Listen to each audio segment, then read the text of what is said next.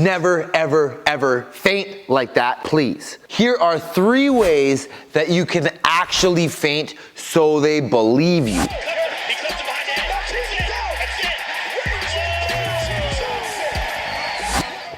Not that, okay? Number 1, forget that you have an arm. Number 1 thing you wanna make sure you're using is your leg.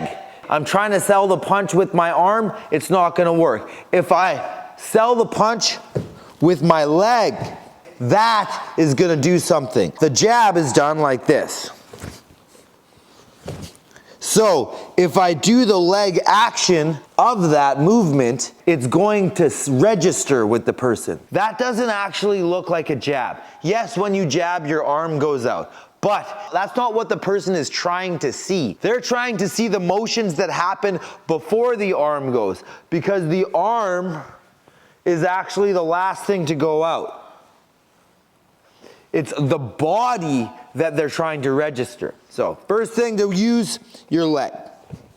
Feinting the jab, you would just do that step. If you were feinting the cross, okay, the cross looks like that, right? So twisting that leg, that is going to sell your feint. Your cross feint shouldn't look like this.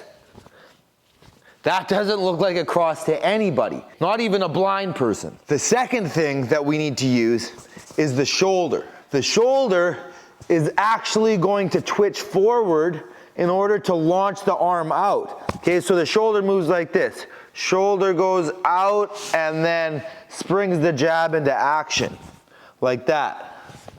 At least if you punch properly. So if you're using that shoulder, that is gonna sell.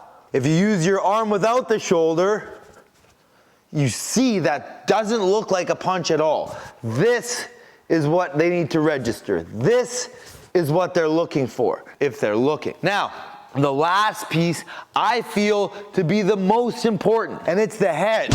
If you ever seen anybody get in a bar fight, or you've been in some intense altercations yourself, almost guaranteed before that bar fight happens, somebody does that.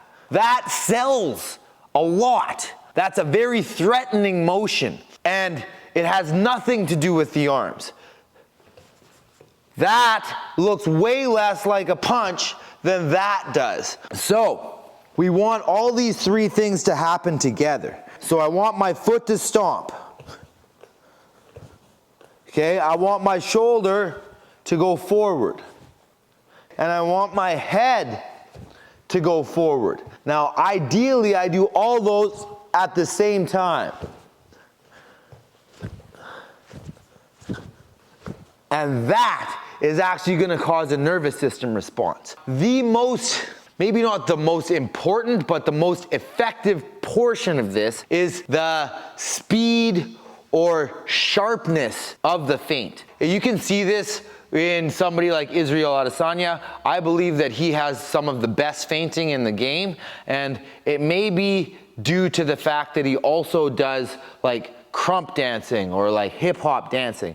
Because if you see those guys that do like body isolations, they're able to like make their whole body tense all at once in a very like sharp motion. Okay, now all feints need to have that sharpness to it, right? If your feint is floaty, right? So even if I'm using head, shoulder, and foot, but it's floaty,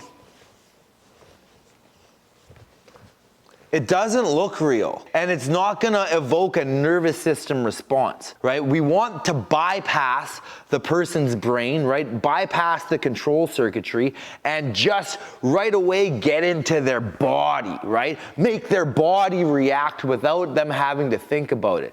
The only way to do that is with a very abrupt stop. So it doesn't matter which feint I'm doing. I've been describing mainly the jab feint.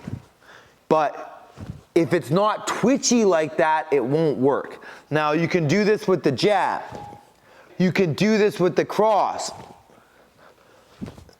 Okay, you can do this with the hook. All of them work. It's like doing the beginning portions of the movement that you're trying to feint, right? Left hook, right hand, jab. Okay, I do the beginnings of the movement and then I stopped very abruptly, right? I try to make that stop very sharp and almost pop at that point. If you do that, the person's gonna do this, right? They're gonna have that nervous system response where their body kind of freaks out and freezes for a second. When they do that, they're vulnerable. So once you see they have a pattern of doing this, say every time you really get them to bite on a feint, they're like that. Okay, this is what happens when I feint the left hook a lot of times. People go like this, right? They try to get that hand up real quick and they kind of lean back. So they try to get away from the cross, right? Or sorry, the hook. That puts them right in line for the right hand and they've got nowhere to go because they're on their back foot. Okay, so once we have them biting and frozen, you gotta see the pattern behind their freeze, right? And then just figure out whatever weapon you want to place into that hole. All right, so please, no more of this. Okay, make it sharp. Use your head, your shoulder, your foot, okay? And make it pop. Bang!